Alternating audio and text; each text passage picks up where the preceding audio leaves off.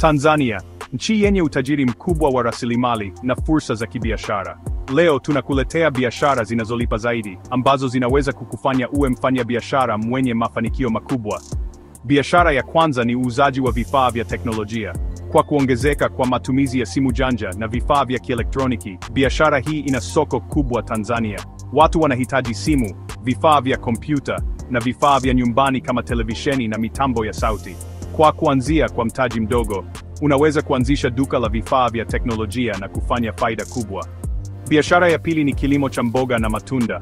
Tanzania ni nchi yenye ardhi nzuri na hali ya hewa nzuri kwa kilimo. Mboga na matunda siku zote vina soko, hasa katika miji mikubwa kama Dar es Salaam, Mwanza na Arusha.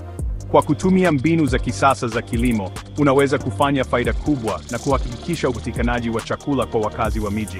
Biashara ya tatu ni usanifu wa nguo na ushonaji.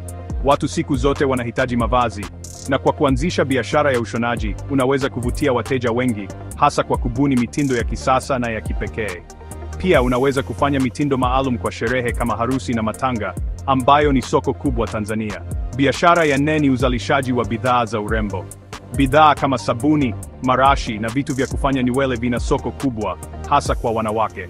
Kwa kutumia dawa za asili na kuzalisha bidhaa za kawaida, unaweza kujenga brand yako na kuvutia wateja wengi. Biashara ya tano ni uuzaji wa vyakula vya mtaani. Vyakula kama chipsi, mayai, mishikaki na vitumbua siku zote vina wateja, hasa katika maeneo yenye watu wengi kama vituo vya mabasi na viwanja vya michezo. Kwa kuanzia kwa mtaji mdogo, unaweza kufanya faida haraka na kuongeza mapato yako kila siku. Biashara ya sita ni uuzaji wa maji na vinywaji.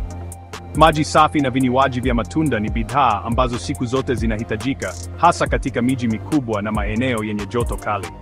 Kwa kuanzisha biashara ndogo ya uuzaji wa maji na vinywaji, unaweza kufanya faida kwa urahisi. Biashara hizi ni baadhi ya fursa zinazolipa zaidi Tanzania.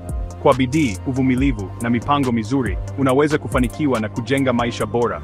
Hakikisha unafanya utafiti wa soko na kujifunza mbinu za kisasa za uendeshaji wa biashara. Karibu uwe mfanyabiashara mwenye mafanikio.